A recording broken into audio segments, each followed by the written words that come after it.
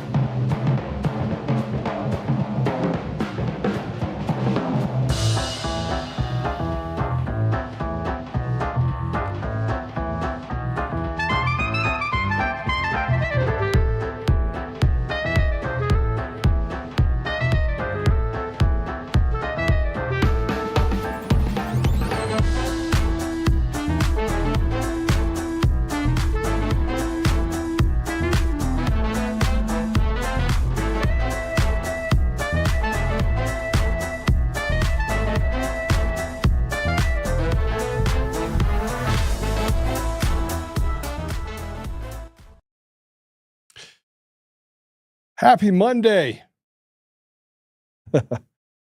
Well, I want you guys to know that I'm a little late today for personal reasons. No real business things happening, but Paulo, I got a new Porsche. Yes. When I get to drive it. Yeah, anytime you want, you can go out and take it for a drive now. So prior to all this stuff that happened, And it's one of the things that irritates me the most about all these people these influencers.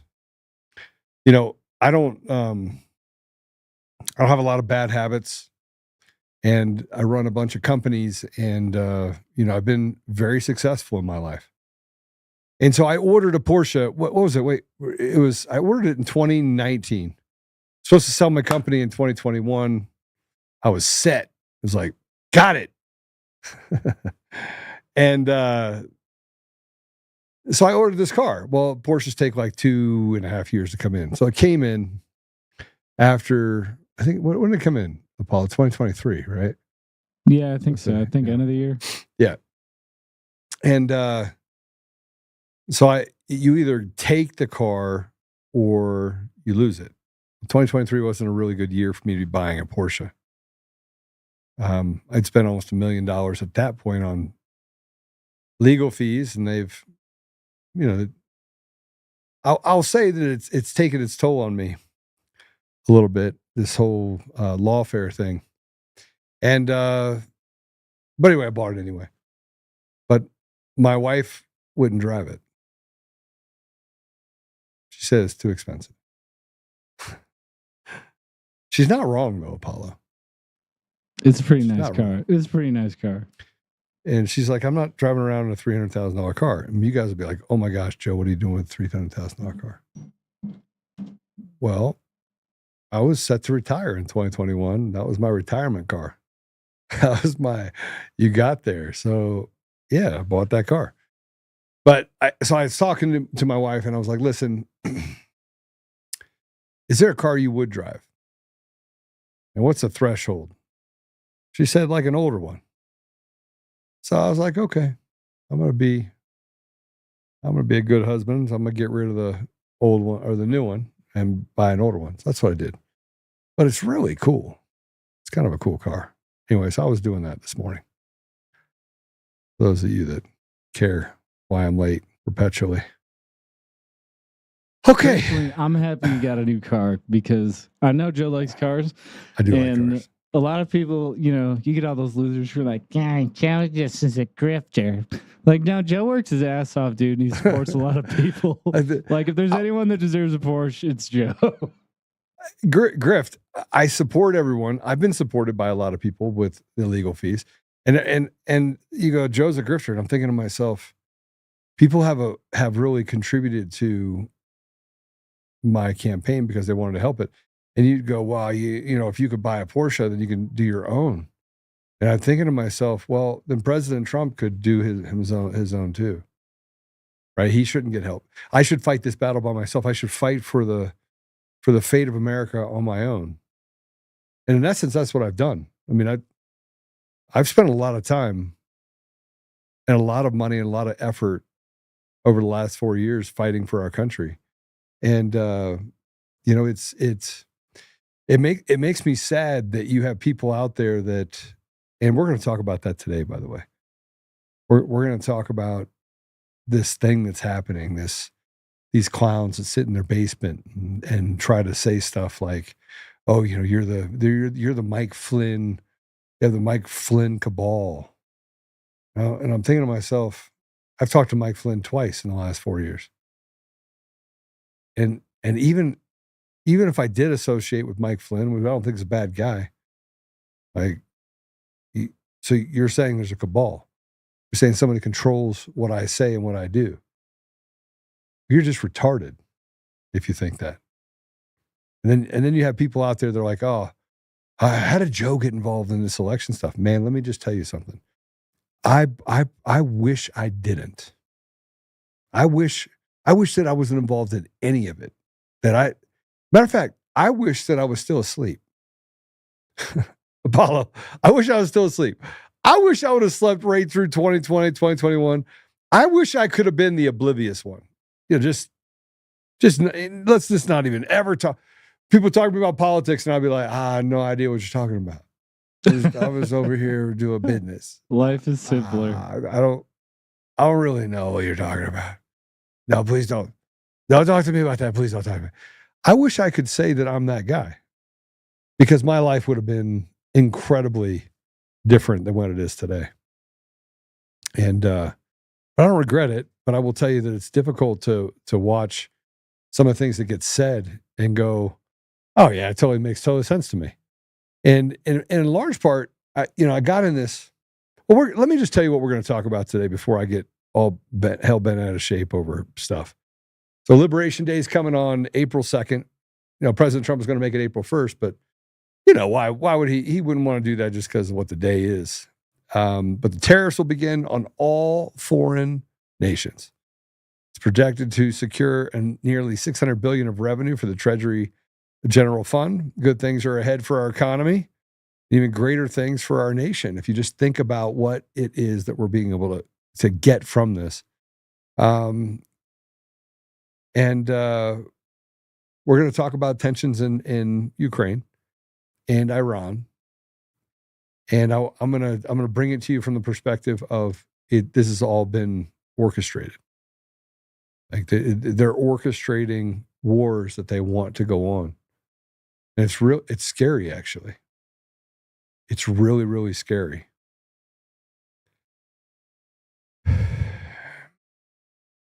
You have Zelensky, who, oh man, I don't even know how do you square up Zelensky, a illegitimate president of Ukraine. He won't have a vote, because if he had a vote, he'd lose. He'd be out.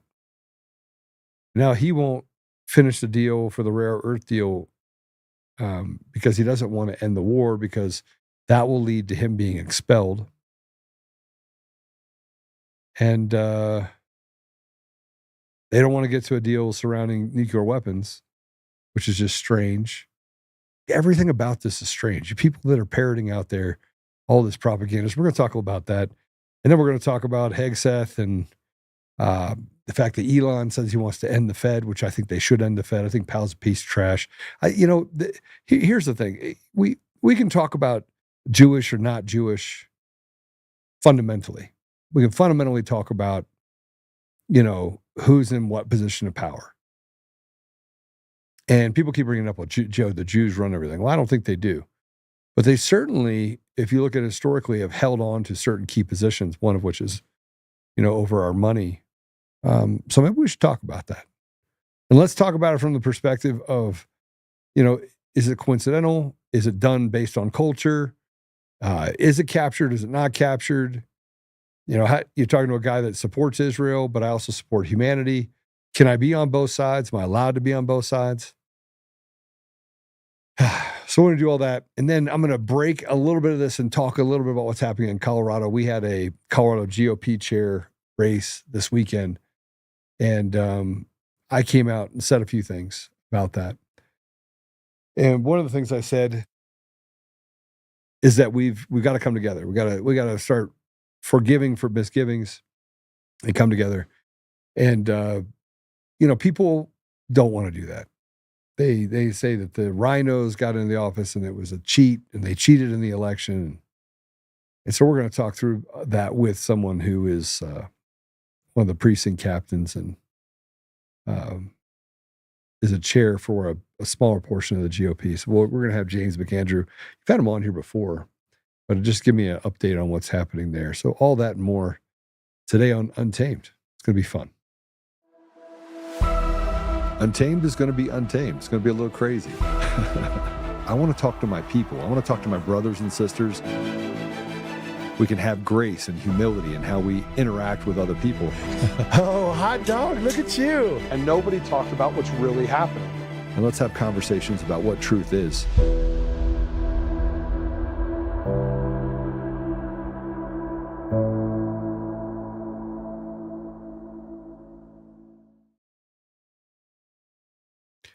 Okay, so let's talk about Liberation Day. And Carolyn Levitt had this to say about Liberation Day. I just want to get right into it. Here's what she had to say.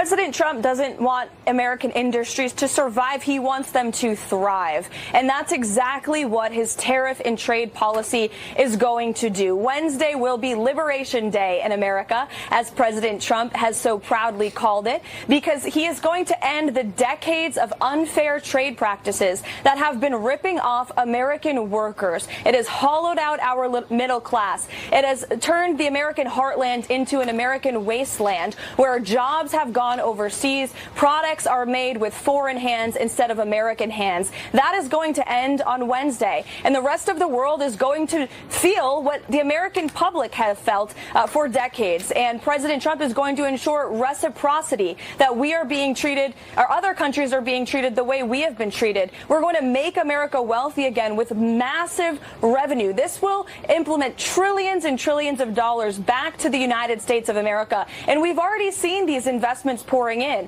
In just 2 months, President Trump has secured more private investment than the Biden administration did in 4 years. That doesn't happen by luck or chance. That happens because we have a president who understands business and wants to put the American people's interests first, wants to stand up for the American worker. More investments means more jobs and more prosperity for hardworking American families across our country. I mean, how do you argue with it? And that really is what it comes down to: is how do you argue with strengthening the workforce and the foundation? Now, she used a word called reciprocity. Reciprocity is the one thing that we don't have across states when it comes to our Second Amendment rights. The Second Amendment is supposed to be a federal right. It's in the Constitution. It's a right for all Americans, yet we don't have it. We don't have that right. So I'm going to come back to that. Really important that we have that conversation. But here's what President Trump had to say about Liberation Day. Here's his statement. On April 2nd, the reciprocal tariffs will go into effect. Is it truly reciprocal? Are there some countries that might get a break, or some sectors that might get a break? Well, I may give a lot of countries breaks, but it's reciprocal. But we might be even nicer than that. You know, we've been very nice to a lot of countries for a long time. But I call it Liberation Day. April 2nd is Liberation Day. But today, as you know, we did something with respect to Venezuela. You heard about that. And that will be quite important. We'll be announcing some additional tariffs over the next few days, having to do with automobiles, cars, and having also to do a little bit with lumber down the road, lumber and chips. We're going to get all those chip companies coming back. They're already coming back without even doing it. So it's been very good. But we'll be announcing some others. But for the most part, April 2nd will be a big day. That'll be Reciprocal Day. And we'll be bringing some of the money back that's been taken from us. Let's be nice by using the word taken. I don't want to use a stronger word because these guys are professional politicians and they don't like to hear those words. I refuse to use the word stolen from us, but that's a... You know, the thing that he says about tariffs is that we've been unfairly treated. So we've created these policies.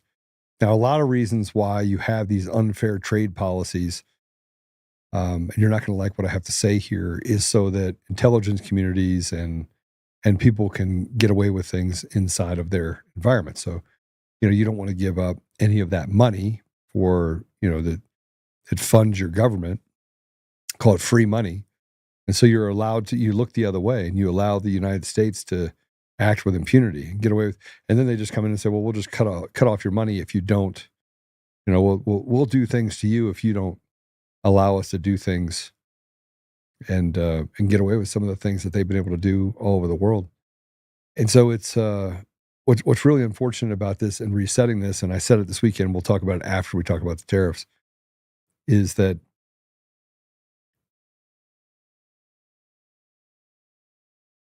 our country is so broken that as you start to fix it, the only way I see us able to fix it, and President Trump is doing a masterful job here on the tariffs and how to equalize things in our country. But it's so broken that if we don't take chess pieces off the table completely, if we don't create an environment where we literally eliminate chess pieces, that they've been using for decades. We are finished. We have a 2-year reprieve. But with that said, Carolyn was given, she got attacked by the media. Again, same personalities that come after her. And she gave basically a masterclass lecture on what's been happening in the United States, stuff that none of us knew about. Let's go ahead and play it. Is there anything these countries can do at this point to stave off these tariffs? And has the president decided on the scale and scope of these tariffs? Well, I think, first of all, unfortunately, these countries have been ripping off our country for far too long. And they've made, I think, their disdain for the American worker quite clear. If you look at the unfair trade practices that we have, 50% from the European Union on American dairy.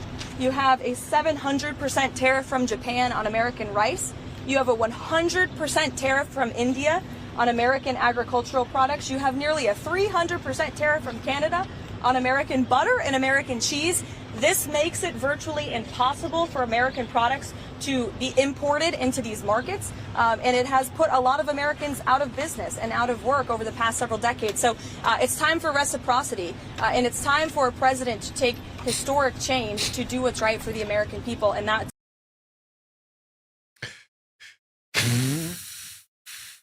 Yeah, so look, I think the tariffs will have an adverse effect on the price of automobiles, adverse effect on the price and demand and what you can get, but it might not. And let me explain that to you. So all of these different corporations, these companies, these car manufacturers, they ship in different areas. They ship to China, and when Tesla went into China, I can't remember what it was, but I think the tariff was like 40% to ship a Tesla into China to make it as competitive as it is for the Chinese market.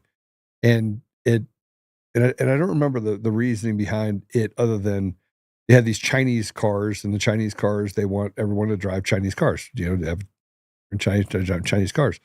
But there's this huge appetite for American products overseas. And to kind of stop that appetite for American products, they created these tariffs. I mean, same for like American.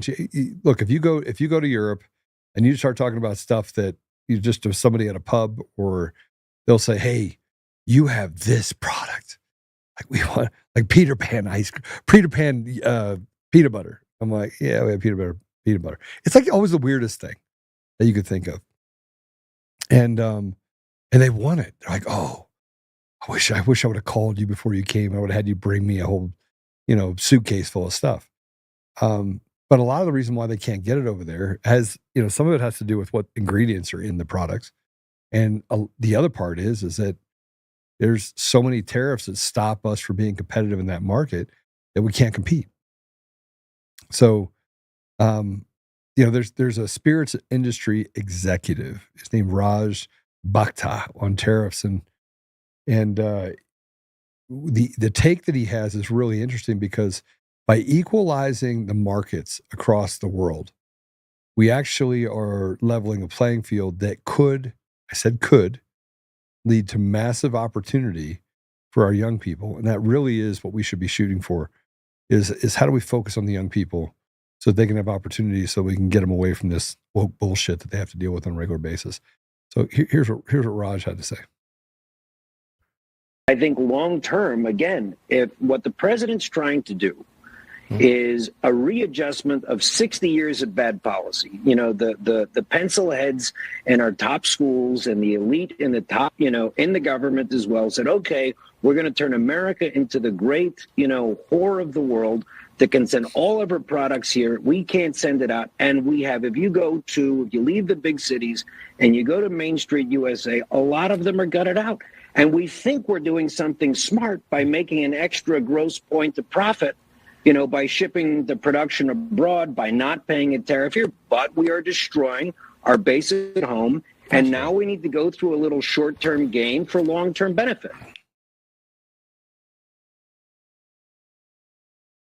Short-term gain for long-term benefit. Okay, so part of that I agree with, part of it I don't agree with. Now, here's the part I don't agree with, and here's the risk. The risk is that these tariffs could destroy industry. I'm going to say it. It could. Now, if they bite back and they say, okay, we're not paying your tariffs, we're still not importing any of your products, and we'll just have an embargo and we won't send you any of our products, that will create problems here in the United States. And if I had I don't know if we could find it, but if you have a picture of, manufacturing of cars, Tesla is 100% manufactured in the United States. It still gets part of its products, chipsets, and things like that from China. One of the places we're going to be tariffing is going to be China. China parts, imports, things like that. So, with these tariffs, those products are going to become more expensive, which means the cars are going to be more expensive.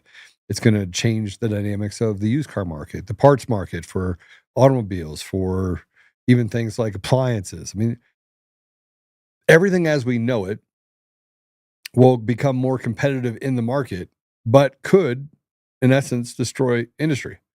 It could make it. They could do a lot of things. They could do what they did with the what's it called? What is it called? The Affordable Care Act, Obamacare.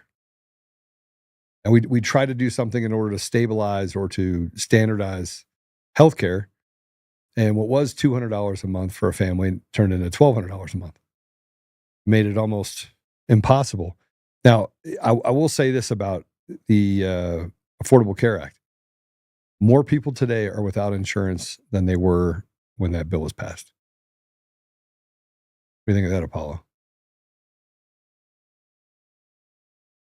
More people. And you'd say, well, you have Medicare and Medicaid, but they're not giving people life-saving treatment. I mean, you can look at what happened with COVID, millions of people dying. You can look at that just as an example, and it becomes impossible to ignore. Man, there's so much stuff that I'd love to say in regards to whether tariffs will or won't work. I don't know yet. I think that President Trump probably has some really smart people in the room. My problem is that most of the smart people that we have been following for the last 60 years have degraded our society to a place that's almost unrecognizable. So if education and these certifications that they have from these universities is the thing that we're going to hold our hat on, that we're going to run towards, well, then it shows that these are some of the most moronic, stupid, most foolish people that you've ever come into contact with. And they graduated from, Ivy League universities. It would tell you that the judges that come out and they're put into their positions are some of the most stupid and or innately evil people that we would come in contact with. That must be a prerequisite. You have to be an evil piece of shit, otherwise you can't be a judge. Maybe. But we get down to, and I didn't know if I was even going to talk about this today. We get down to just the sheer amount of lying that these people do. And Apollo, I put this thing up yesterday, and I'm just going to tell you, I'm tired of retarded people. I mean, I'm tired of them. I'm tired of companies censoring and using special algorithms for people that someone in the government decides we don't want his voice to get too far out there, so I need you to just do everything you can. I mean, I went from 16.4 thousand people on X to 15.7 thousand to 14.7 thousand, all in a matter of minutes. And then it went back up to 15.7, then came back down to 14.7, and it's on X. And you would say, well, Joe, they're probably cleaning it up or whatever. And I'm like, okay, well, it's obvious to a guy that recognizes the anomalous things that happen that they just want to screw with you. And so the more I speak about things, the more pissed off I get at just how much the village idiots of the world get a stage. It bothers me a lot. So here's what I said. If you're on the audio version, Apple, Google, Pandora, iHeart, you'll be able to find this on all my socials. I said, thought leadership. We debate the ridiculous and give liars the mic. We allow gaslighting, and when we can solve simple, we can't. And when they can solve simple issues, they don't, because they like the chaos it manifests. They arrest Americans using some obscure law for J6 and have enough laws on the books so they can persecute anyone they want at any time. Yet they can't seem to arrest the heaps on the Epstein list that raped children for decades. They can tax the people to death, take all the meat off the bone, and then say we are not giving enough. At the same time, the blind, retarded attorney with no arms or legs could drive a truck through the violations of the Second Amendment by states that have captured by actual communists. California, Colorado, Oregon, Washington, the list goes on. It's literally in the Constitution, right after free speech, that you have a right to keep and bear arms. And each of these states have taxed, punished, and stepped all over the rights of Americans. And we take it. Yet that is not my issue. My issue, and it's a clear violation of the 10th and 14th Amendment, and the rod of the Supreme Court won't take up the most obvious issues and fix it for the people of our country. Instead, each year, over 100,000 men and women go to jail and are persecuted against the rights they have as citizens of our nation. 10th Amendment states any right not now enumerated, it should be not. I don't know. It's an iPhone. It does everything for you. Now enumerated, not enumerated in the Constitution, is reserved to the states. But the right to keep and bear arms is in the Constitution. 14th Amendment says that we shall be an equal application of the law to all those of our nation.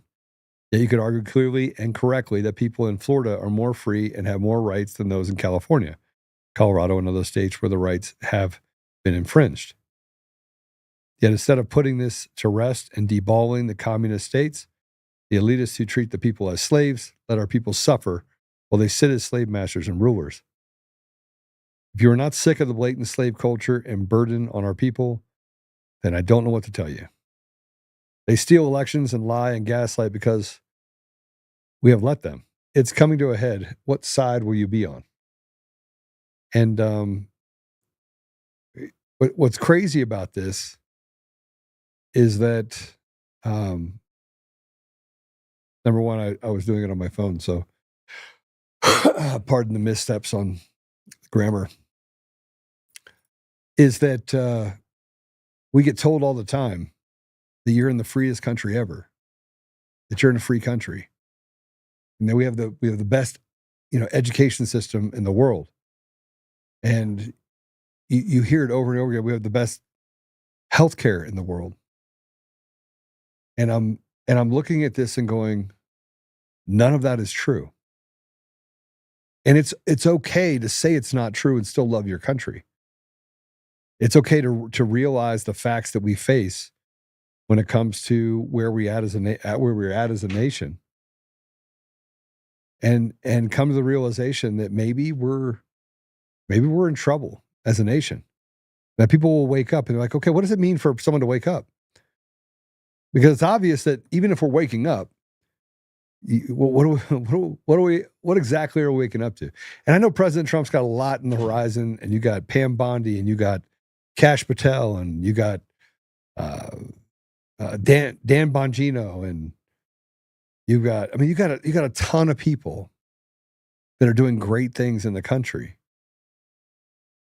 And yet the more I go through all of this kind of, ridiculous banter about rights, the more obvious it becomes that we are slaves. And it's great that we do tariffs, and they talk about these big numbers, these 600 billion number, and you got people out there that are trying to kill Elon Musk. They did an entire this whole thing about, the Tesla, ban Tesla, go after Tesla. Here's something you probably didn't know. They had people that were laying down in front of the Tesla dealership with signs that said that Elon Musk should be shot in the head.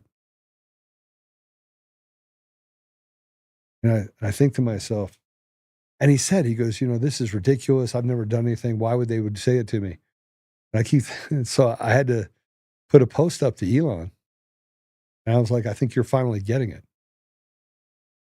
But there's been a lot more people over the last 4 years that have been taking bullets and had people come to their homes and done terrible things to them. Poisoning. I mean, you name it, it's been done. And he didn't say fuck all about it. He didn't do a thing about it. 4 years, Jay Sixer sat and languished in prison. Nobody showed up at the prison to shake those walls either. The police got to do whatever they wanted. And President Trump steps on the gas and says, okay, we're going to pardon all these people. Okay, you pardon all those people.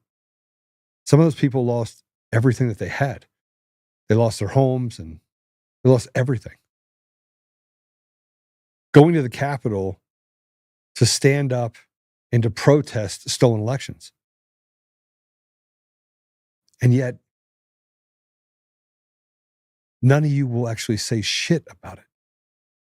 You won't say a word about the stolen elections. You'll walk past Leah Hoops. You'll walk past Garland Favorito. You walk past Mark Cook. Walk past Sean Cook. Sean Smith. Walk past Joe Altman. Walk past. Just keep walking past. Put up the poster child. Mike Lindell doesn't know what he's talking about, and he talks about this Dennis Montgomery stuff. You walk past all the facts. Walk past the 3 reports that Jeff O'Donnell, Jeff O'Donnell did. You walk past the ASOG report. You walk past the report for Maricopa County that Doug Logan did, where he said it would have been a constitutional crisis had I used the word fraud. You walk past it. Walk past it. Walk past it. Somebody always swoops in, hands somebody a bucket full of cash. You walk past the Ruby and Shea and the fact that Mayor Giuliani and Gateway Pundit was not allowed to depose them. You walk past the fact that they volunteered to walk into a police station and basically give themselves up, only to have the FBI show up 2 hours later and say, stop talking. And then hire a law firm to represent Ruby and Shea to take $160 million from Giuliani. You walk past all of it. But now it's President Trump, Elon Musk, they're going after them. They've gone after them. And they still won't talk about what's obvious. We still haven't taken chess pieces off the table. I love my president. I love the Lord more than anything in the world. I love my family. I love my country. I love my president for having the courage to do what he does. I love Elon Musk. Because despite losing money, he just doesn't care. He's doing everything he can to preserve our nation. And he should say, and then you have the people that say, you know, these Scott Presslers of the world, that he's a good guy. And while you have TPUSA and Scott Pressler sending out text messages that if you go to the text, but use the text, call back the text message, it goes to WinRed to donate to Scott Pressler. It's a fucking grift of people that just get on and have free reign on social platforms. And no matter what truth you have and you show up and you pipe up, none of that matters. Because they're going to build a narrative and they're going to tell you exactly what it is that the people are going to be allowed to hear. And the issue I have is not in being the arbiter of reality or saying that I have 100% figured out all of the truth, because I haven't. I still haven't figured out who's on the grift crew of Con Inc. or not. But you don't have to be a rocket scientist to figure out that it's kabuki theater, and that they have created an entire environment that's just not real.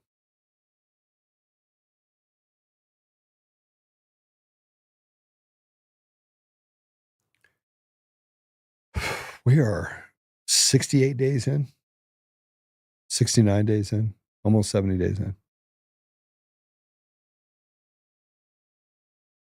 And I don't feel like we're getting to the bottom of all the grift, the bullshit I'm keeping that my word.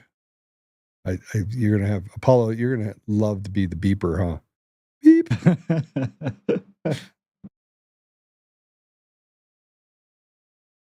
It's warranted. It's warranted for sure. And you got last time that they did this to my X account, took thousands of people off. Last time I did it to my X account, and if you want to hit the share button, go ahead. Just try. Just go hit the share now and share it on X. It won't matter. Try to do something in order to promote a message that wants to have open debate about what's happening in our country. Can't do it. You'll do it, and they're like, we just got to keep this guy quiet. And I asked some pretty tough questions to Liz Harrington. You could tell that she didn't want to talk about Jenna Ellis. I don't think she did, but she said enough about the people that were around President Trump the first time. But we're in a different world. We got the FBI, and we have all this stuff, and then we have I pray that Kash Patel and Pam Bondi are getting things done. But then you look at the priorities and what is televised on TV, and they're out there for this deal and talking about, we arrested this, what was it, 24-year-old gang member, MS-13 member. And I'm thinking, like, great. Neither one of you had to be out there for that. That's like me showing up to a meeting for a client and like it's all set. You got everything set up. We are groovy. We're rocking. And you want me to show up for what? It's window dressing? Make it look good? You got so much to do that if you have time to slow down on something that your people can either, you don't have confidence in your people, number one, or you're trying to do a photo op so you can look good. And right now, the American people don't give a shit about anybody looking good. They want to clean up our country. They want to stop paying taxes at the rate that they do. They want to feel like they have a seat at the table. And right now, they don't feel like they have a seat at the table any more than they did when Biden was in office. And I think that's a testament to the fact that there's so many moving pieces and they're being so, it's a reluctance to pull the trigger. And sorry, my son is in here. And that reluctance is going to lead us down a path where, I mean, sometimes you have to surgically remove things, and you live in politics specifically, you live a life where it's fear of loss. And we're going to talk about Colorado GOP because, man, there's a lot to talk about there. But sometimes you have to drop a hand grenade in the middle of it, and you have to destroy those pieces. And I'll keep going back to it. Anytime you have a guy, if you show me the credentials of Scott Presler, just anybody show it to me. And I got screamed at online. Oh my gosh, don't say anything bad about Scott Presler. As if I had just attacked Kourtney Kardashian. That the same logic applies. A ridiculousness, a stupidness. That it's not leftists that are that stupid. It's people on our side that are like fiending for more, like eating fentanyl like it's candy. It's a real thing. And we sit back and we I don't even know what you'd call it. You can't, no thought leadership, no debate. You're not allowed to question anything. You're not allowed to say anything. It's the left times the right, the left and the right, the wings of the birds of touching right now. And all the sensible people in the middle are like, are you serious? That is what you want me to support? That? You want me to support that? Okay. What about the machines? Oh, not the machines, it's the software. The hell do you think holds the software? The hardware, machines. No, the mail imbalance. Oh, this is the divine Pulitzer. Get the hell out of here. And the crazy thing about it is, if you were to take 20 of these influencers, 20, just 20, pick them, and you were to put them in a room, and you were just to ask them a simple question. Show me your business. Show me other mouths that you feed, the innovation you have to develop, the thing. I mean, I'd point to a few. Mike Lindell actually has a business. He sells pillows. Boom, spot on. Who else? Jovan Pulitzer, show me his business. Show it to me. So anybody can come to Colorado and see mine. Anyone. Come on. I'll be the first to the door to sit here and walk through it with you. But let's talk about it. Let's talk about the fact that Elon Musk actually has a job. He has a business, and he gets attacked for it. Anybody that literally has a business is now some sort of deep state or Nazi. And the people that are left to talk are influencers that are zeros. I'm sorry, Scott Presler doesn't have anything but a bank account. And he goes out and gets volunteers to run around trying to outrig the rigged system. And somehow we don't want to talk about that. We don't want to talk about that. And you can't talk about Ukraine. No, forget about the stuff that's actually the problem. Can't talk about Ukraine either, because otherwise, oh, you're bad. You just want them to stop fighting so that you can Russia win. Man, this is not a basketball game. 100%. This is not basketball. This is not football. This is not a gladiatorial contest where you have two guys in a cage that are actually fighting it out. These are people dying every day, but you're not allowed to have a conversation about that. The same way you're not allowed to have a conversation about, you know what, I don't particularly like the Palestinian people running around doing all this protesting.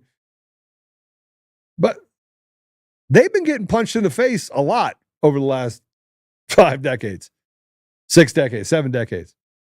You know who doesn't get popped in the face? Hamas. They're on billion-dollar jets and have businesses everywhere. They're just on the outside, controlling what happens on the ground. What was it called? The SPLA? SPLO? Palestinian Liberation Army? Yeah. Yasser Arafat? I mean, the guy died a billionaire. And how are you a billionaire when all your people are flat-ass broke? Politics pays. Nancy Pelosi hadn't fixed a damn thing in her entire life. She's worth $300 million on a $170,000 salary. Why is it that what I'm saying right now is so foreign to people? Like, I could talk about the obvious, like step out, look at the forest through the trees. Well, that looks retarded. Then when you get down to it, people are like, I know the expert's over here. This guy, deep state guy that says that Mike Flynn bad. Mike Flynn had a 30-plus year career. Patrick Byrne built a business worth billions. And he's a bad guy because he did work with the CIA. Man, I got to tell you, I've never done work with the CIA. I've never done work for the FBI. I've never done anything for the government ever. But there are people, most billionaires are made by the intelligence community. Most of them are. Sorry, true story. Most of them literally didn't have Facebook was not a great idea. It was a DARPA project. It didn't happen. He didn't manifest it in a closet up at Harvard. That didn't happen either. They manufactured this whole thing. I could talk about a coffee company that said, I built a coffee company out of my garage. That never happened either. $1 billion company. Never happened. And if you believe that Amazon was a book company that he was running around in a small pickup truck and that turned into the multi-trillion-dollar business, something's wrong with you because you're not paying attention. They can just make up whatever they want. And yeah, I'm pretty upset right now. I'm upset for a couple reasons. One is because most of what I'm saying, everyone already understands. It's not like I'm saying something that is foreign to you. It's not foreign. It's the reality. But we sit on the sidelines and we watch. It's become a spectator sport. Politics has become a spectator sport. And everything that we talk about, yeah, President Trump says the right things, but they slow it down in such a way that it maximizes the amount of pain that the American people have to go through, and it does not affect them. Well, let's slow it down. Let's slow it down. We're not at the slow down stage. We're at to speed things up to the speed of light and just make sure that we hammer things out for the American people. A lot of lives have been lost over the last 4 years. A lot of lives have been destroyed. Tina Peters is still sitting in jail. And the one time I had a conversation with not the one time, I had a conversation with one of the lawyers. And they're like, oh, it's a state charge. Doesn't matter. The federal government can literally reach in and take her out of that jail. They could do that tomorrow. But they won't. And it's not a matter of being able to do it. They won't do it. Because somewhere along the line in this whole deal, there's people in there that, even Republicans that are inside the DOJ, that want to give bad advice or say, oh, this will set a bad precedent. I don't know how you can get worse precedent than having a 69-year-old Gold Star mom who did the right thing, uncovered massive fraud. You have lots of other people that contributed to the conspiracy against Tina Peters, and yet she's still in jail. And we look like it looks feckless. It looks deliberate. I'm going to go to a quick commercial break. When we come back, I'm going to be met by James McAndrew, who lived through this GOP turmoil this weekend, and lot to be said for it, and how people on the outside, people in Texas, this Fed Sharona Bishop got involved in it. You could talk about what's happening inside of Colorado, and Kyle Clark, who's an avid supporter of Antifa and some of the radical ideologies, works for Channel 9. He got involved, signaling who they wanted to make sure win. It's crazy. It's crazy what happened this weekend. But the other side of it is that if we want to beat the radical left, we got to come together. And even if we have a problem with these people, we got to work through it. So we have James going to walk through a little bit of that. He's on the road, but we'll be right back.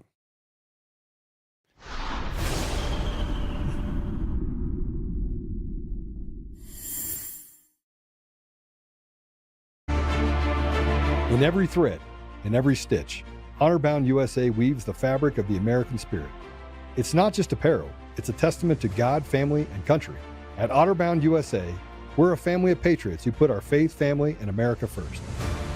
When you visit our website, you'll find a line of products that embody our commitment to pray, stand, speak, and act. As the official site for the Untamed podcast, all of our products proclaim speaking the truth with courage. We also have the powerful documentary from Professor David Clements, Let My People Go. Identify yourself as one of the few who are willing to stand for what they believe in. Join the Honor-Bound USA family today. Wear it as a badge of honor, commitment to the values that shape us, and a pledge to the bright future we will build together. Because when you're honor-bound, you're not just wearing a brand, you're embodying a lifestyle.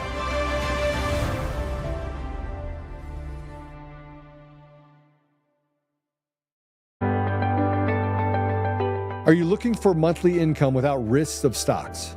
Here's something you won't hear on CNBC. There's a unique way to collect royalties directly from America's most productive oil fields. No exploring, no drilling, no operating headaches. You simply collect checks month after month. The best part? You can get started with just $25 through any brokerage account. The Oxford Club Chief Income Strategist, Mark Lichtenfeld, breaks down what he believes is the #1 oil royalty plan for 2025. Visit oilboom2025.com now to learn more. That's oilboom2025.com. Stop buying oil stocks and start collecting oil royalty checks instead. Hi, I'm Joe, Supreme Leader of DCF Guns. What is DCF Guns, you ask? We're the best damn gun store and range in the universe. Do we have guns? We have all the guns. We got small guns. We got big guns. We even have beastly guns. We offer all types of training, and we have 5 ranges across our 3 locations. I'm a good shot. And of course, we have all types of ammo. We even have flamethrowers. Woo! We offer incredible membership opportunities, and members save even more on guns, ammo, and accessories. Military, both active and retired, and first responders get up to 40% off memberships. Come join the DCF family today, where we keep the range hot and the deals hotter.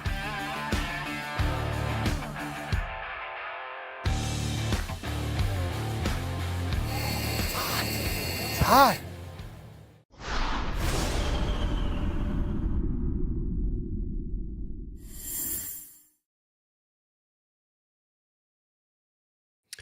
Okay, so I'm sorry for my rant about being Captain Obvious. You know, I don't. All weekend I worked.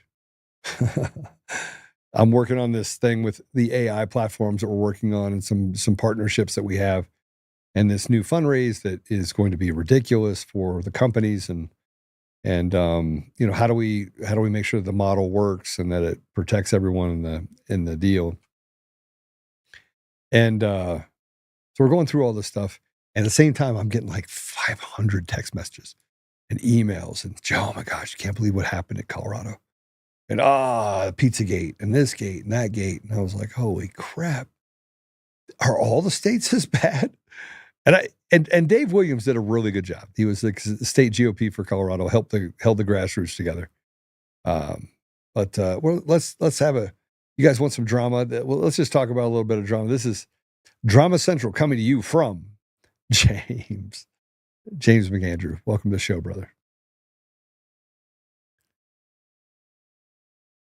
Sorry about that. Thank you, Joe.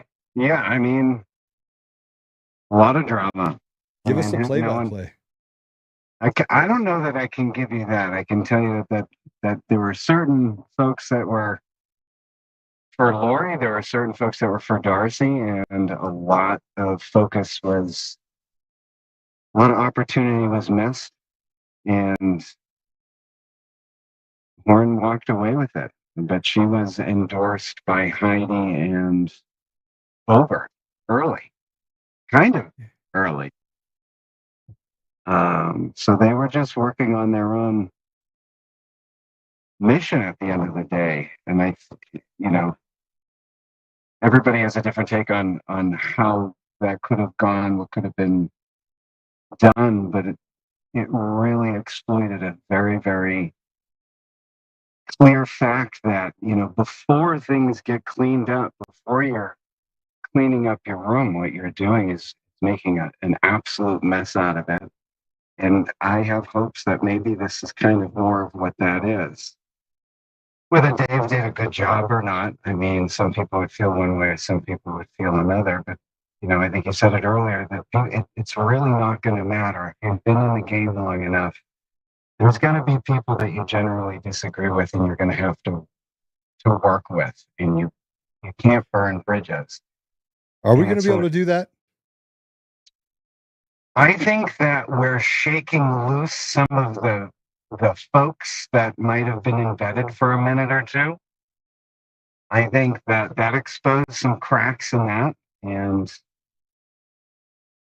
I don't think a lot of people have the pull maybe that they once did. You have a lot more people coming into this, Joe, that, have been watching locally for the last 4 years, whether they were loosely involved with Tina or just kind of basically going through the process. You have a bunch of other, people that didn't know what a precinct leader is, or, district captain getting their civics lessons, later in life. You really do have a lot of people coming in here going, I have no idea what's going on. It's so confusing. So you have a lot of eyes on it and attention on a lot of the things that are wrong with it. It's plain and simple. The GOP needs to be its own club that picks its own people to run against whoever they are, whatever you want to call them. Like, that's the thing about it. It needs to be unto itself. So let me ask you the question about, I got to ask you this question about Britta Horn. I mean, I have people that I respect on both sides that don't like her and do like her. Sure.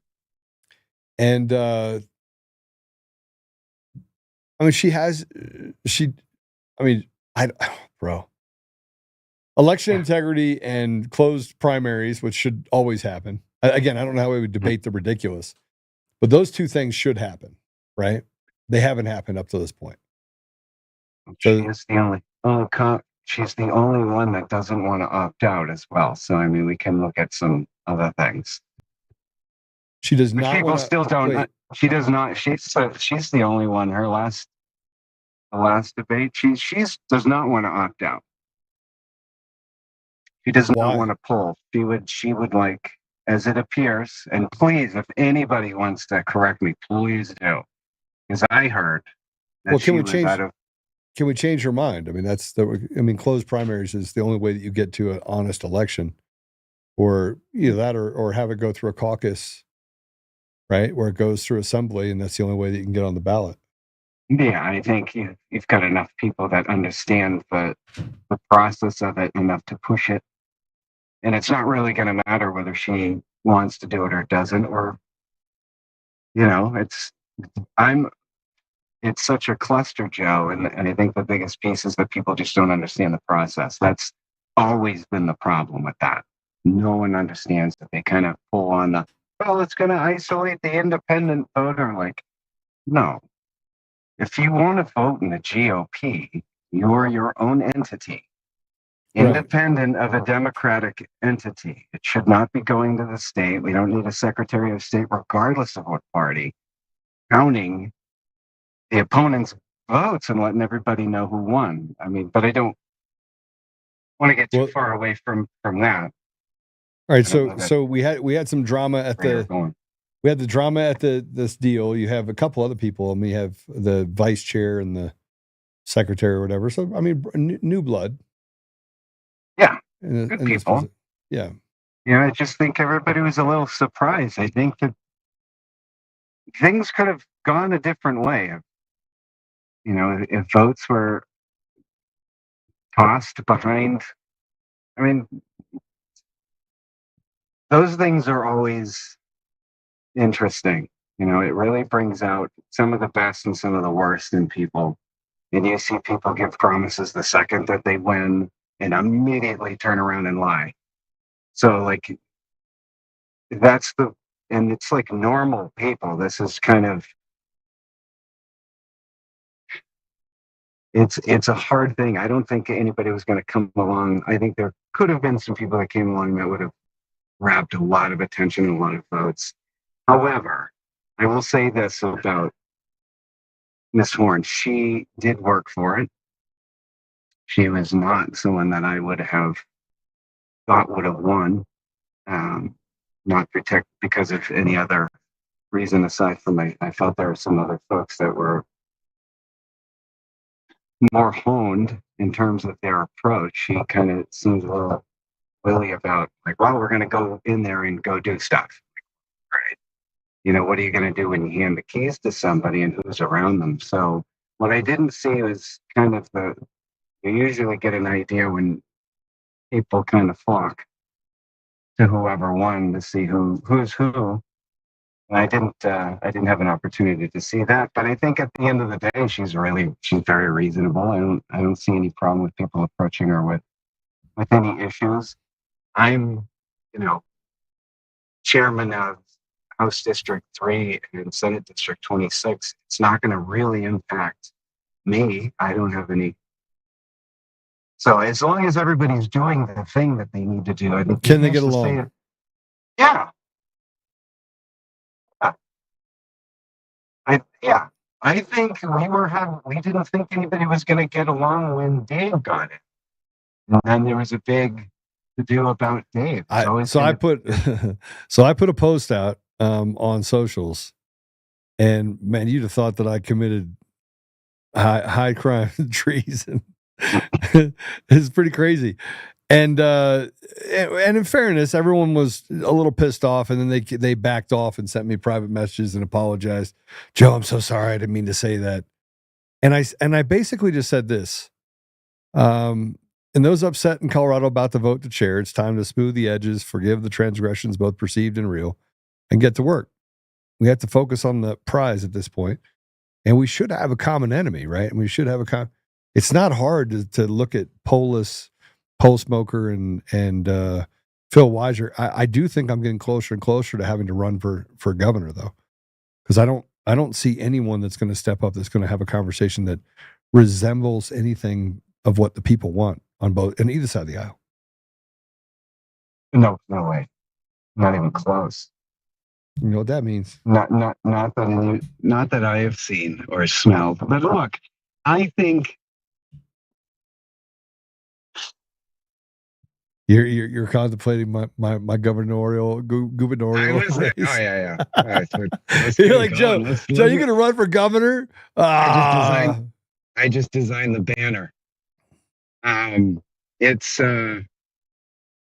yeah, I think this is going to be a little bit of a growing pain. I think this is part of the steps of things kind of going in the right direction as people start understanding. I mean, the minutia of the whole thing is what's most confusing to a lot of people, and who has authority over this, that, and the other thing. And it's going to take a minute for people to learn civics again. I mean, Yeah. straight up, or civics at all. I mean, these are people that are 40, 50, 60 years old. They're like, I don't even know how this works. So people are willing to do it. And there's really smart, wonderful people willing to come in and go to meetings and just figure it out. So I'm hopeful on that end.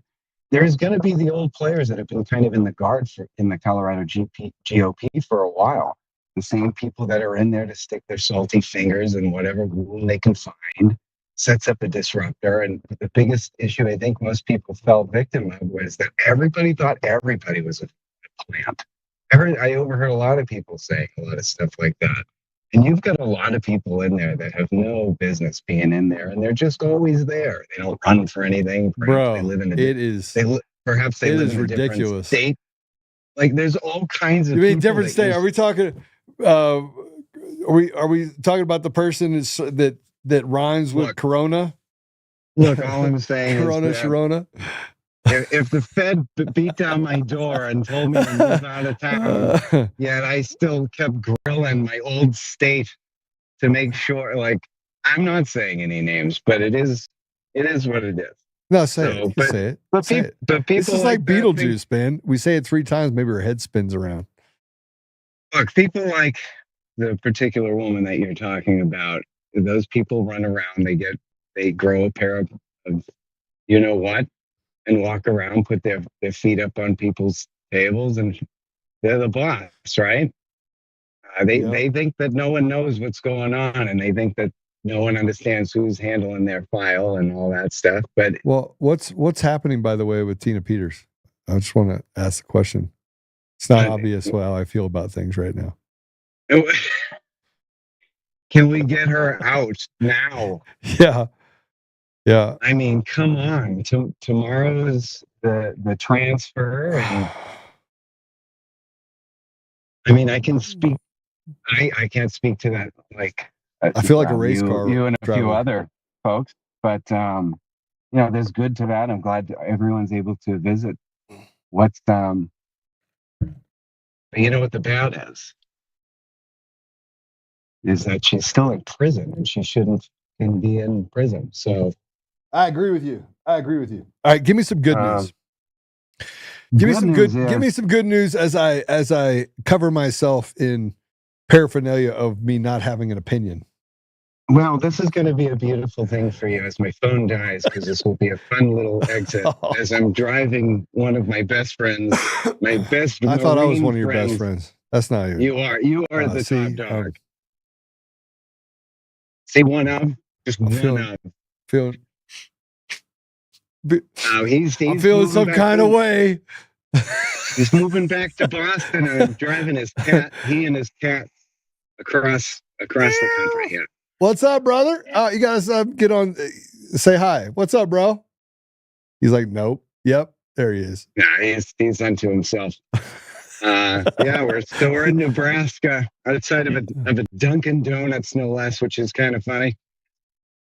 I should have given you a bunch of these stickers so you can put them on gas pumps all the way across the U.S. I wish I should have. I should have popped in before I left. I just turned myself into a gas pump just now. I just put Tina Peters on my hat, on my nipples. My nipples are a little hard. They're a little hard right now because they have a sticker on. Yeah, just covering up. What do they call those ladies? Have the, I don't know what they're called. Why would I? Never mind. Yeah. All right. Well, look, man. Well, get back to driving your stuff around and doing all that stuff. I'm glad you're doing well. Top hats. They're called top hats, Joe. You're welcome. These are top hats? These are top They hats? can be. The I nipple might have to take coverings my are- shirt off and put them all over my body. Just be like, free Tina Peters. I mean, you got them running around with like Nazi symbols all over themselves and like running down the street like this. You know, if we could break down the idiocy of all that garbage on another show, I'd love that. Man. Not reporting anything that no one already knows, but it feels good when it's a concise explanation as to how stupid people are. No, they're super smart. I don't even know what you're talking ignorant. about. Oh, I don't know what you're talking about. How are you even saying that that's the case, man? I'm just it's not me. Yeah, man, there's always a victim, and we're victims. Look, man. Hey, I'm showing up to this Craigslist thing. Like, I mean, the same way with the Steve Bannon thing. All those people show up, they just answer a Craigslist, and they're just casually so I want you piggy to a police officer while calling everybody a Nazi. Like, where do you go from Nazi? because it's projection. It's projection. Wait until they find out. Wait till you find out. You don't even know what you are. You're fool. You're actually the Nazi. You're actually being a fascist. And what if I told you, if you take this pill, you will know the truth that you are absolutely a fascist. And if you take this pill, you will die. All right, man. I'm gonna let you go so you get back to things. Tell your friend Thank you so much for having us on. Tell your other friend I said hello. I said what's up? Huh? What's up? And we'll see you this coming week when I get back. All right. Free Tina Peters. Free Tina Peters. Thanks, Joe. God bless you. All right. It is a whole lot of drama in Colorado, but then I put something up. I'm like, for freak's sake, can't we just get along at all? And then the response I got was, well, Michigan, they're fighting with each other. And in Arizona, they're fighting with each other. And remember the GOP chair in Arizona? You remember this? Apollo, do we have that video? Carrie Lake was offered to like $30 million. Please don't run, and I'll give you $30 million. And you know what happened with that? Nothing. And the report from Maricopa County, you know what happened with it? Apollo, what happened with it? Nothing. How about the ASOG report in Antrim County, Michigan? What about the reports that came out of Nevada? These were big reports. Okay, all right. Let's at least go to New Mexico. You had the reports in New Mexico. They actually found a whole bunch of false, fraudulent ballots, did a really good audit, came back. The audit report says the machines were fraudulent. What happened there?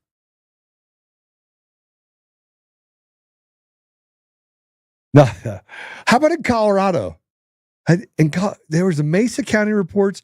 They actually did an image, and the image showed massive amounts of fraud and separate databases, and that they had basically deleted all of the data related to the election. I mean, surely something came out of that. Yeah. No. Something did come out of it. Yeah. Tina Peters went to jail for telling the truth. So they let the rapist run free. They let Dominion run free. The rapists of our country run free. And they locked up a Gold Star mom who had never even had a speeding ticket. You do? Play it. I want to remind you guys, because super important that, we look at GOP, how the GOP is fighting for us. I've lost, and I think, look, I'll say the quiet part out loud because I can, but this is, and look, I'm going to say this about Colorado. I think Britt Horn will do fine. I know that there are people that I'm friends with. There's people that I'm very close with that called me and said, you can't, we absolutely cannot. I'm a tog dog.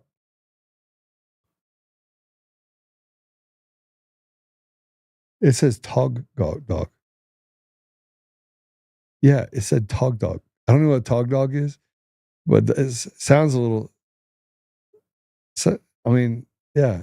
So people are going to start calling me Tog Dog now. Tog Dog. It's going to stick. Watch. Tog Dog. Hey, what's up, Tog Dog?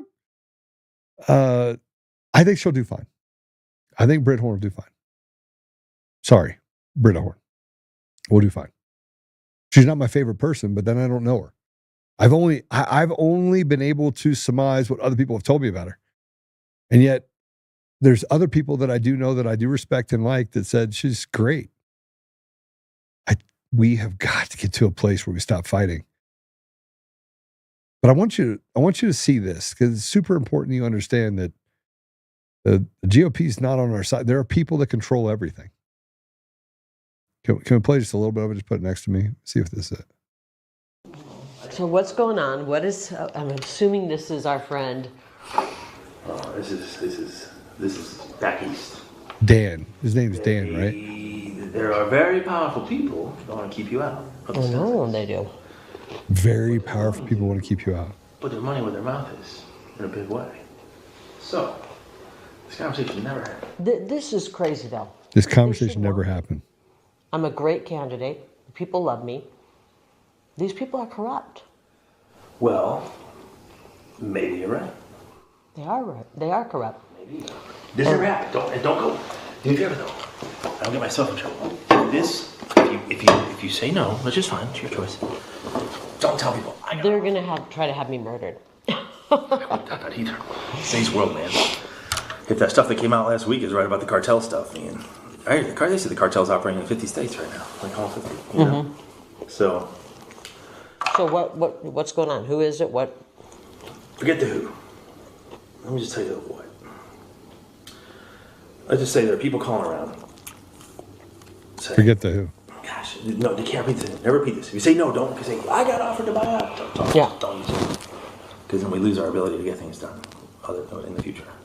Here's my problem. Rather than just say, let's work with her. She's a great candidate. Stop it for a minute. Because don't take it down, but stop for a minute. And it pisses me off. We will lose the ability to get things done in the future. And before that, he said that their cartels are in all 50 states. You know, when I tell you we've forgotten more about the corruption, it's right in front of us.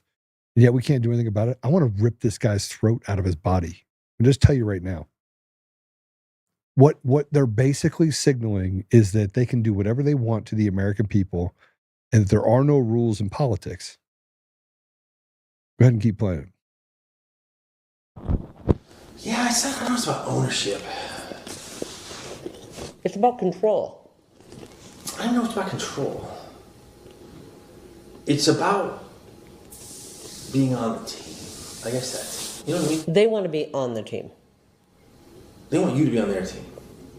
Oh, gosh. You know? But if they're pushing a globalist agenda, I can't do that. So what do they want? What do they want me to do?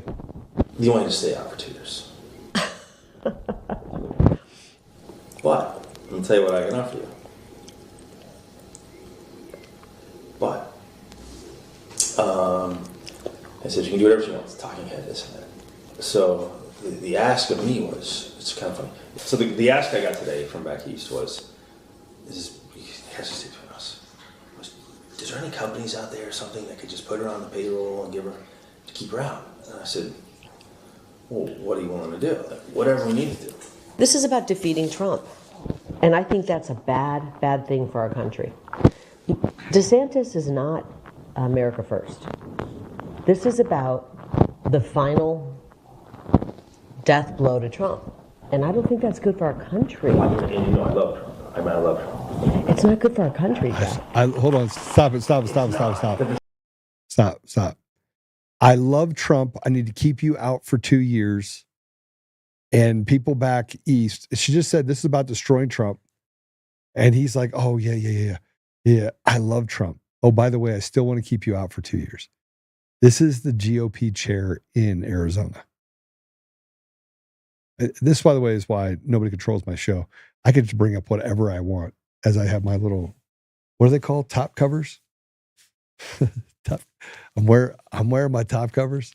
Top hats. These are my top hats. My free Tina Peters stickers that I'm putting all over my body like a gas pump. All right, keep playing it. But I want keep playing it. At the same time, I'm not even sure Trump can win again. I don't know that he can win again. I think what it really comes down to for a lot of people, it's not really about like control or agenda. It's just about the ability to raise money to win. You know, if you really want to know, all of politics boils down to money. I think. That's really bad. And even on their end, like what makes them the most money? I know all these consultants don't want their payday to end, and I don't want to make a deal with these kind of people. This is a hill worth dying on. I'm not. Like if they're going to steal the election to make me and our movement go away, I'm not letting them do that. I owe it to the people of Arizona, Or to carry their torch and their voice. Or you don't go away, but you pause. This is the battles right now, Jeff. You pause and refill your coffers. No, the battle is right now. The battle is right now, and we don't have time to pause on this battlefield. You're not. You can't scratch their back. It's not afraid of you. Yeah. You don't have anything to offer them, and they're sitting around people that have stuff to offer them. You know what I mean? It's just it's a back scratching club. That's all DC is. It's a big back scratching club. You're in no position to scratch anybody's back, and you've already made it known that if you get there, you're not going to scratch anybody's back. I don't scratch people's back. You know, I've been on the outs for a lot of people for a long time because I don't scratch backs. You know, where are we in 2 years if they steal the election again? Listen to what you're saying. Why don't we do something about it? So that we, the people, can pick our... What can we do? I'm not willing to accept that. And I'm going to Stop for a minute. Stop. Pain and these Stop. Apollo, what did he just say? This is Jeff DeWitt, by the way. What Jeff can DeWitt. we do? What can we do? What can we do? They're going to steal the election. He's admitting that they're stealing elections. This is the head of the Arizona GOP. Head of the Arizona GOP. He's admitting they're stealing elections. Tina Peters is in jail because they stole elections. They used Dominion voting systems. That little creep, Eric Coomer, the one that's gaslighting, the one that wrote stories about raping his wife and peeing on her and making her bark like a dog. That guy won 50% of the vote of the American people. That one. These people are systematically stealing the voice of the American people. They've got an entire system. He's admitting it. And it's okay. All right, keep playing. I'm just going to sit here and drink some water. Go back and tell them that. I'm running, and I'm going to be the biggest... There's just a few seconds left. I'm willing to tell them that. And they're going to have to kill me to stop me. No, I know. Look. And Okay, the longer version actually goes through, and he admits that they'll probably try to kill her. I took a right turn on the podcast to go through this. I took a right turn. Here's why I took a right turn. Ready? Very simply. Tina Peters is in jail. Jeff DeWitt, nothing happened to him. He offered a bribe on behalf of someone else to keep Carrie Lake out of her position, and nothing happened to him. He admitted that the elections were stolen. Nothing happened to him. There's no the rules is that it's them versus us. And we get to pay all the property. We don't have access to the slush funds and this USAID funds or DOD funds. We don't have the Scott Presler running around and gaslighting. What did I say before? We've forgotten more about what has happened than and all the fraud because it's not surprising to us anymore.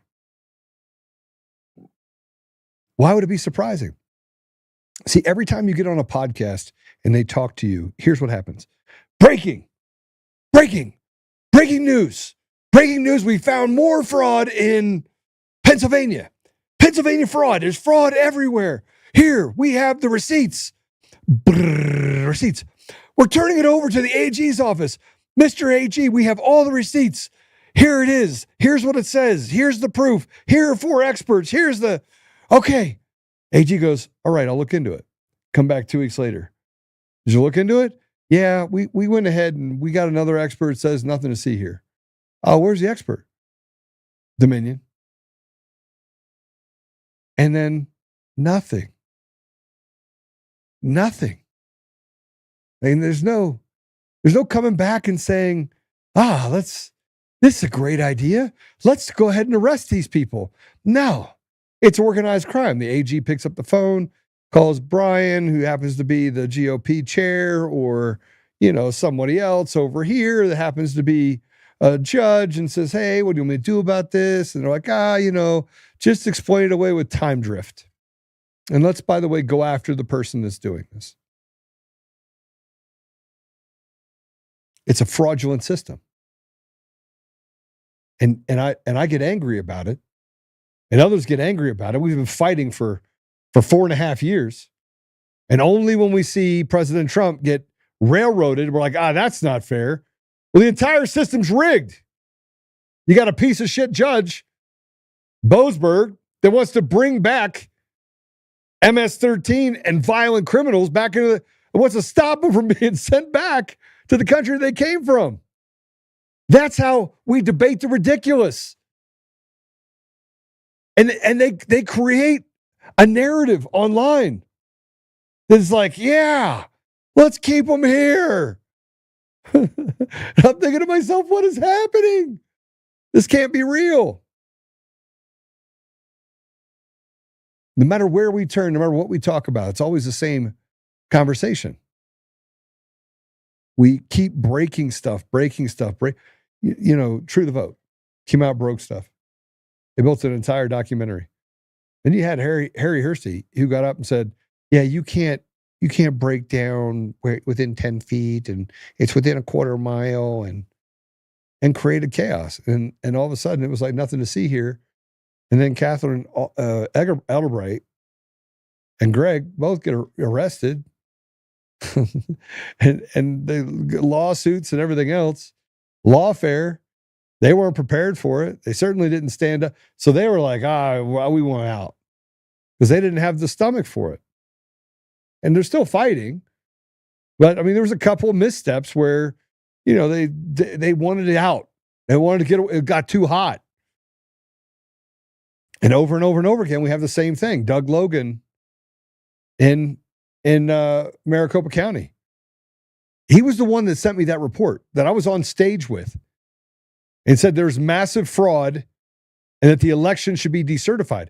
He's the one that sent it. Not even 24 hours later, he's like, I don't know what you're talking about. That was never authorized. What are you talking about? And came on our show and said, Apollo, what'd he say? I was nervous because it would cause a constitutional crisis potentially. Yeah. If I told the truth. I was a little bizatch. If I told the truth. I didn't want to say it because it might cause problems for the country. Like, what? Are you out of your mind? Yeah. He has 11 kids, by the way. And 6 months later, he moved into a brand new house that was paid for. True story. I did not know that. Yeah. You say, his company went bankrupt. Yeah. Where'd all the money go? And then you had chaos agent after chaos agent that went in there. You had Joe Vons and everyone else. And Joe Vons now telling everybody, I did the audit. I was the only one to do the audit. His reports never made it into any reports. Bro, there was someone in the chat for Tina's show today saying, check this out. Someone was going, yo, you guys should check out Jovan. He's paying like $16,000 a month to store 2.1 million ballots from Arizona in 2020 or something like that. And he could really use your help. I was like, excuse me? What? I shit you fucking not, dude. I'm sorry. $16,000 a month to store ballots. Yeah, it was something like that. He was like, yeah, he just has like over 2 million ballots from the 2020 election chilling. He's just holding on to them for posterity for all you guys, and it's costing him all this money. And like, we could really use your help, America. I kid you not. That was like the line in the chat was like, we the people, we could use your help. Jovan Pulitzer. All right, do me a favor. Can you get Jared to pop in here? Yeah, give me a sec. I want Jared to walk through our data center. That is like a tier 3 data center, a real data center. Tier 3. So that when I show you this in real time, and I want him to do it past all the security protocols, so just get into the data center. Can you do that for me, Apollo? I'm on the phone. Then. All right. I'm going to show you what a data center is supposed to look like. Well, we got some new tech that's going in, new stuff that we're doing. But we have, I don't know, $8 million worth of equipment. I'm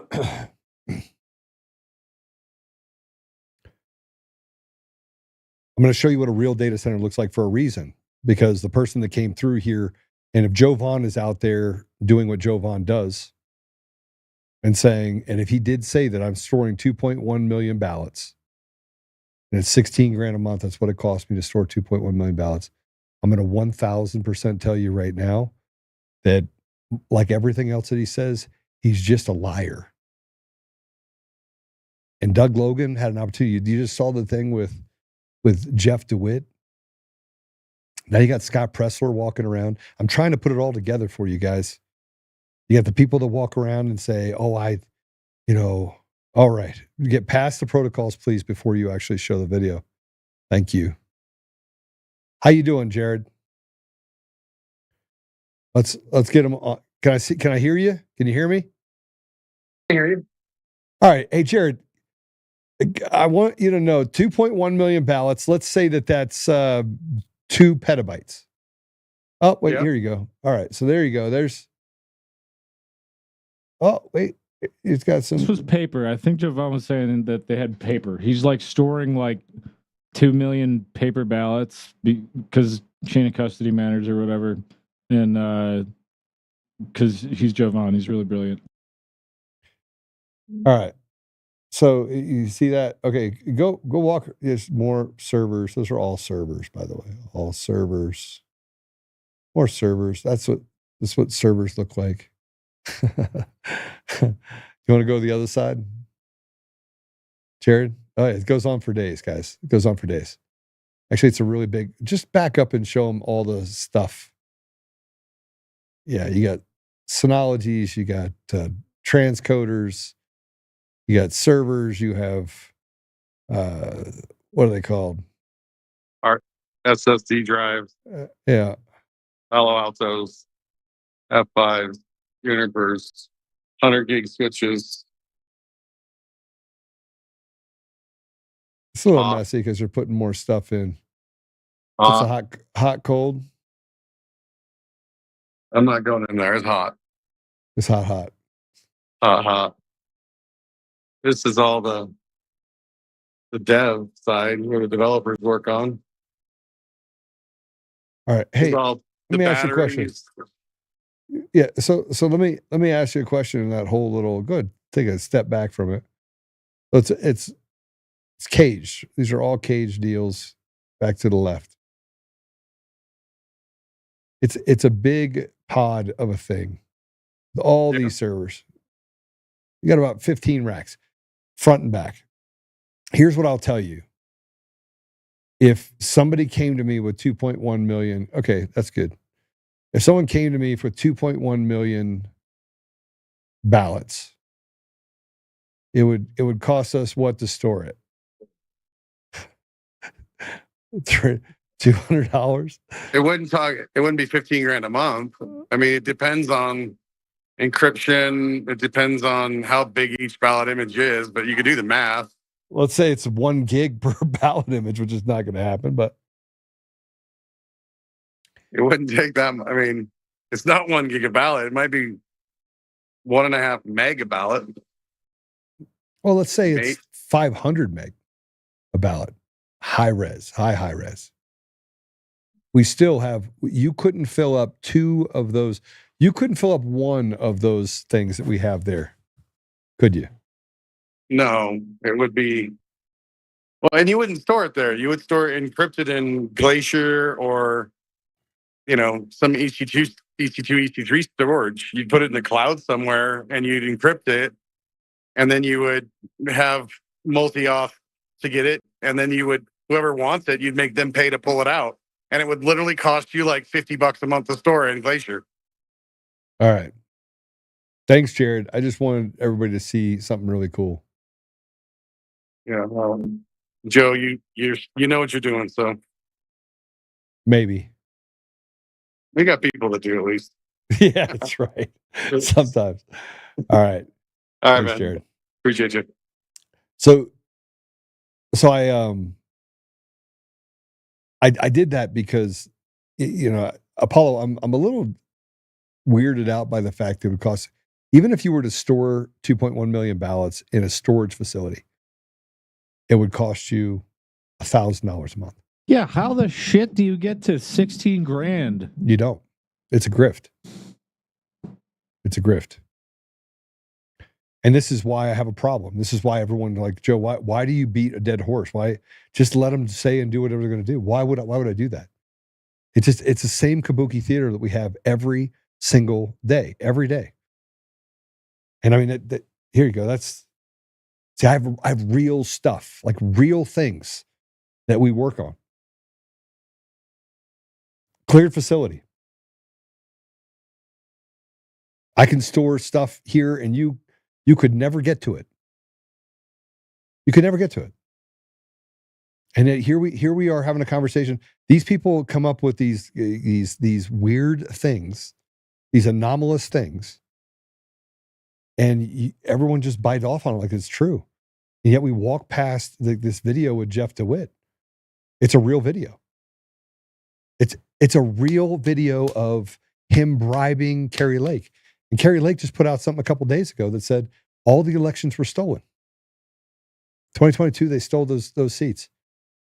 And you know what's even worse than that is that, and I put this post up today, and the post was the executive order that in Oregon, they were going to ignore what the president said, that they're not going to follow the executive order. Whoa. There you go. Just put it in there. And let me read this to you. This is Oregon saying, this is the Oregon Secretary of State, Tobias Reed. We already run fair and secure elections in Oregon. This is an executive order that moves us away from that. This is retarded. You have no transparency at all for the people. None. And in Oregon, you have zero chain of custody. They can ship ballots anywhere they want, and they come in from anywhere they want. So it's not something we should pursue. And furthermore, it's illegal. I think it's going to be challenged, and I don't think it's going to stand, says Oregon Secretary of State Tobias Reed. Reed says he expected a swift flurry of legal challenges in this order and believes it will only cause chaos and uncertainty. Fundamentally, this is an executive order that is going to have the effect of making it harder for people to vote in Oregon, making our elections less safe and less secure.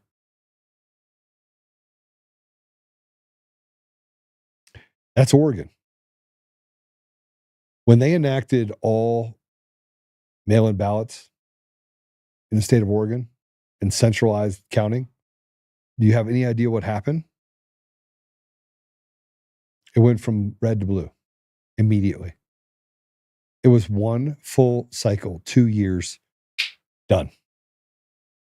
It was the quickest move. It was quicker than California.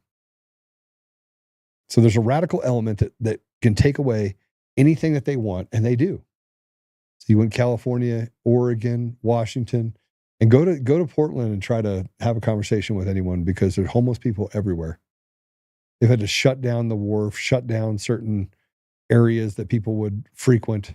Antifa's everywhere. You have these radicals that are running around with blue hair. I mean, demons that have been allowed to get away with stuff for a long time. And we're just supposed to sit back and watch it happen. Just sit back. Just let it go. Just sit back and watch it happen. I want to talk a little bit, if we can, about what's happening in Ukraine and and then I'll just kind of go through a few other things with you.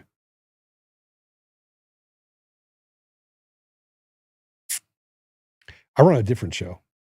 I want to give people an opportunity to speak. And the things that I'm talking about right now are not left. They're not right. I mean, I just eviscerated the GOP chair for Arizona, Jeff DeWitt. Remember that name? Guy that's was never arrested, never charged with conspiracy, committing a crime, bribery, anything. He was in a position of trust and authority.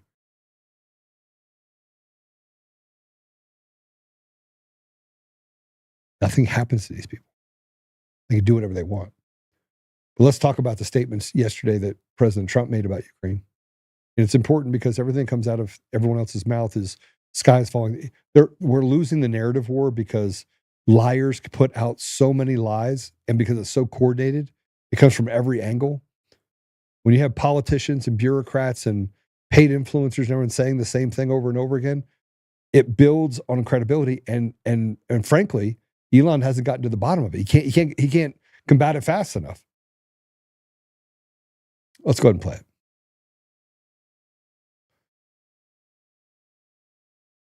Zelensky, by the way, I see he's trying to back out of the rare earth deal. And if he does that, he's got some problems, big problems. He made a deal on rare earth, and now he's saying, well, I want to renegotiate the deal. He wants to be a member of NATO. Well, he was never going to be a member of NATO. He understands that. So if he's looking to renegotiate the deal, he's got big problems. One of the other problems we have with Zelensky is that he took the military aid that he had, the weaponry, and he sold it on the black market, ended up with Hamas, ended up in South and Central America, ended up with the cartels in Mexico. Like, you're tracking all this stuff all over the world. I think he's afraid to give up and actually get to a peace deal because he will be charged with war crimes. That little midget is on his way out. And if you want to know something else, and this is really, really important,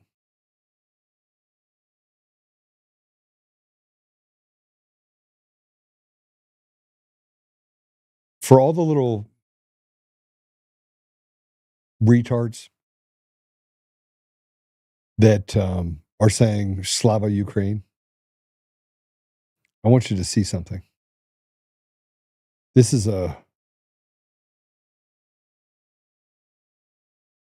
I actually don't know why I care. It's not me. I mean, you'd say that. It's not you. Man, that's pretty unlucky. But I want to play this video for you. This was just last week. Excuse me. Yeah, it was last week, 28th.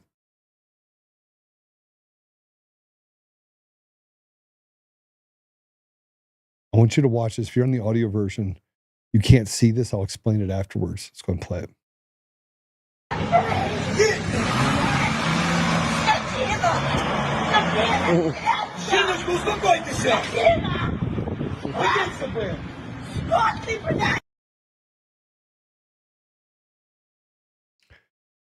I was a mother that was kicking because her son was kidnapped and put in a van in Ukraine to go to the front lines to be basically turned into fodder. There is no appetite in Ukraine for that little midget. None. I think that President Trump needs to be done with that little midget. And the problem is you have the CIA that's out doing some massive amounts of harm all over the world. And then you have something different. So you have that we're dealing with over here. And this is why I say that they're creating more chaos, creating more unrest all over the world. Our intelligence agencies are responsible for this, and the DOD is behind it. And people are smiling at President Trump saying, yes, sir, Mr. President. Well, they're basically taking all the meat off the bone and creating more chaos. Tensions are rising right now between the U.S. and Iran.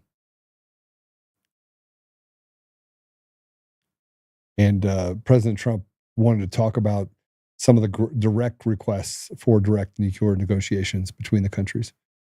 And this is what he had to say. Iran is very high on my list of things to watch. And as you probably know, I sent them a letter just recently. And I said, you're going to have to make a decision one way or the other. And we're going to either have to talk and talk it out, or very bad things are going to happen to Iran. And I don't want that to happen. And I don't say this through strength or weakness. My big preference is we work it out with Iran. But if we don't work it out, bad things are going to happen to Iran.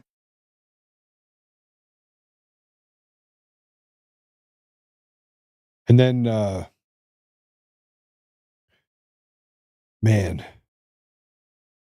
President Trump put this out about the Iran-backed Houthis terrorists, and he put this truth out. Let me read it to you. The Iran-backed Houthi terrorists have been decimated by the relentless strikes over the last 2 weeks. Many of the fighters and leaders are no longer with us. We hit them every day and night, harder and harder. The capabilities that threaten shipping in the region are rapidly being destroyed. Our attacks will continue until they are no longer a threat to freedom of navigation. The choice for the Houthis is clear. Stop shooting at U.S. ships, or we will stop shooting at you. Otherwise, we have only just begun, and the real pain is yet to come for both the Houthis and their sponsors in Iran.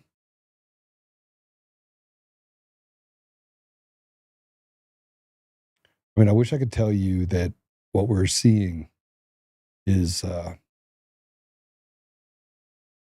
you can believe it all. I don't think you can. It's a different conversation for a different day. You want some good news? Anybody want some good? Polly, want some good news? Sure. I think President Trump was trolling. I put this in there. It's. I think President Trump was really trolling when he was on Air Force One, and he was asked about him seeking a third term. Well, I mean, I want you to hear it directly from him. Some of you have already heard this. Let's go and play it. You said you were not joking about a third term, about possibly wanting a third term. Does that mean you're not planning to leave office on January 20th? I'm not looking at that, but I'll tell you, I have had more people ask me to have a third term, which is in a way a fourth term, because the other election, the 2020 election, was totally rigged. So it's actually sort of a fourth term in a certain way. I just don't want the credit for the second, because Biden was so bad. He did such a bad job. And I'm just telling you, I have had more people say, please run again. They said, we have a long way to go before we even think about that. But I've had a lot of people. Yeah, go ahead. Did you have something? Yeah, I just wanted to ask, do you think that's an appropriate precedent to set, even if it wasn't you in this position, to see a president serve a third term? I don't want to talk about a third term now, because no matter how you look at it, we got a long time to go. We have a long time. You know, we have almost 4 years to go. And that's a long time. But despite that, so many people are saying, you've got to run again. They love the job we're doing. Most importantly, they love the job we're doing. So you said you were on 7. I think he's just trolling. I mean, I can't. So just so you know, you can serve basically 2.5. If you're a vice president, you serve the last half. He could run for vice president very easily. There's no limit for how many times you can be vice president. But if you're vice president, something happens to the president, you become the president, and then you can serve 2 additional terms from there. So there is a way you could serve a technical third term. He's just trolling him. He's trolling the media, give him something to talk about. But here's something that we've talked about many times. There's this whole movement to end the Fed. I don't think everyone understands even what the Fed is. But I'll explain that in a minute. But Elon Musk announced that he put some support behind it, which I thought was interesting. Let's go ahead and play it. My question is, what is your opinion on the Federal Reserve, and do you have any intentions of doing anything with them? And the Fed.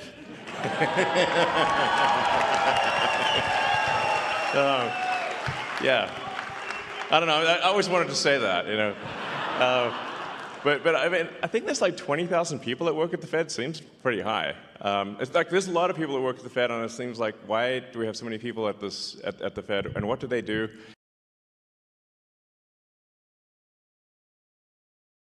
The Fed is the central bank of the United States. You have 20,000 people that are responsible for setting the monetary policy for our country. 20,000 people. He's not wrong. They're called no-show jobs. They're, these are people that live in the best houses, the best environment. If you work for the Fed, it's like having a mafioso job.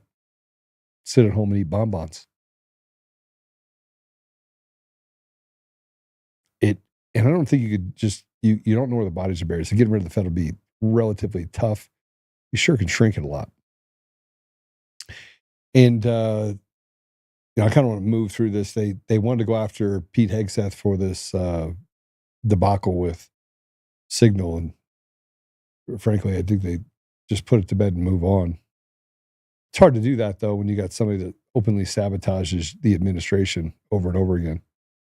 But there is a new memo that came out that Pete Hegseth did, and this is something that we should probably talk about.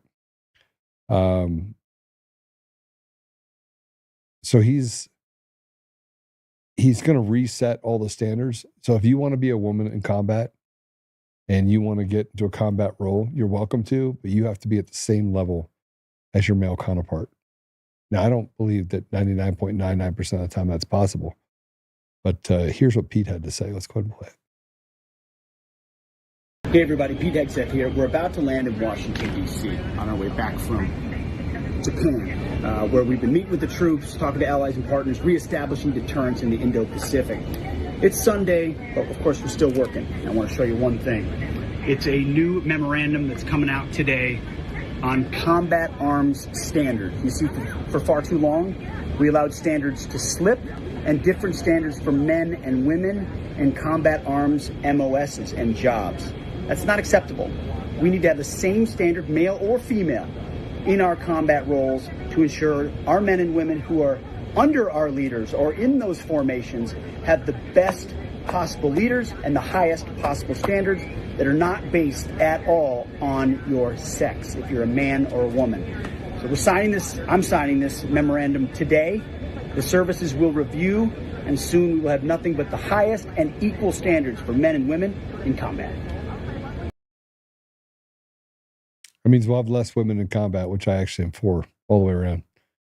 Frankly, I think that women have this whole feminine movement has moved away from, I don't know, peace, this ability for women to be happy. But maybe I'm wrong. I don't know. 23 years. As we kind of wrap up everything today, I want to, this whole thing with Tina Peters. We've got to get Tina Peters out, and we're going a bunch of different routes in order to get it done. I don't think things are happening fast enough. You can go to Honorbound USA and get these stickers that I have all over my hat, and my top covers. We've got to do whatever we can to get Tina Peters out of jail.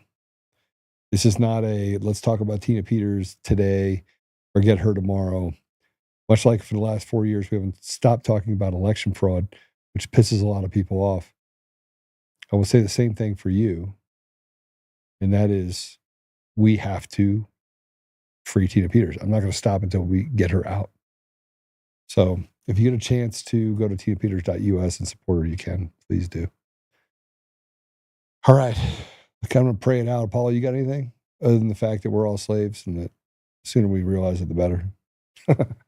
No, I was literally going to say just that. Yeah. I wish I had a picture of my Porsche. That'd be kind of. I'm kind of mad you don't, honestly. Yeah, I'll put something out there. It's kind of just it's a fun little car. Let's pray, shall we? You pray? Yeah. All right. Father God, thank you for enlightenment. Thank you for lifting the veils and allowing us to see what's right in front of us. Thank you, Father, for giving us the gifts that we have been given individually and collectively. We're thankful for the opportunity to fix what is going on in our society. And Father, we're very grateful for the relationships and the conversations that we can have to work the problem.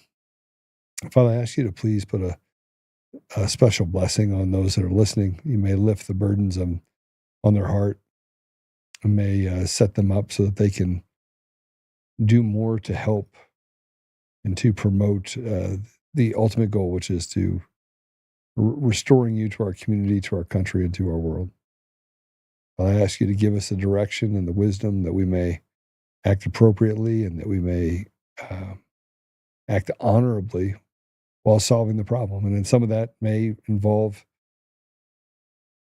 violence, honestly, Father. And I'm not saying that you want us to be violent, but that, Father, I would just ask you that you give us the signals that if ever we need to drive evil back into its hole, that we not relent or let somebody try to convince us that we should do so and allow or bow down to the evil we're fighting. Father, I almost feel like they've created this new idea that everything we do has to be peaceful.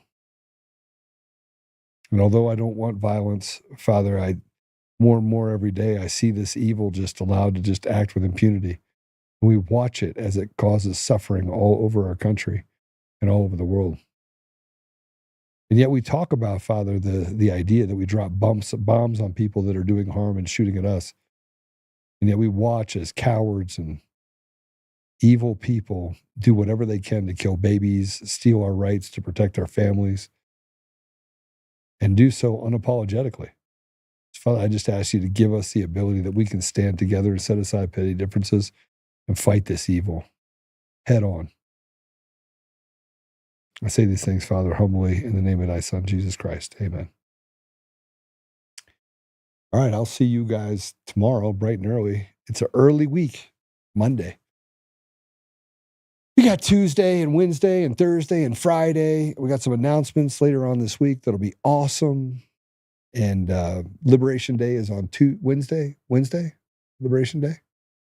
Maybe the 30th, 31st. Yeah, so Liberation Day is on Wednesday. Tomorrow, I got a great announcement, and it's going to be April Fool's Day, so you won't even know if I'm telling you the real deal or not. All right. Stay frosty. Love you guys. Talk soon.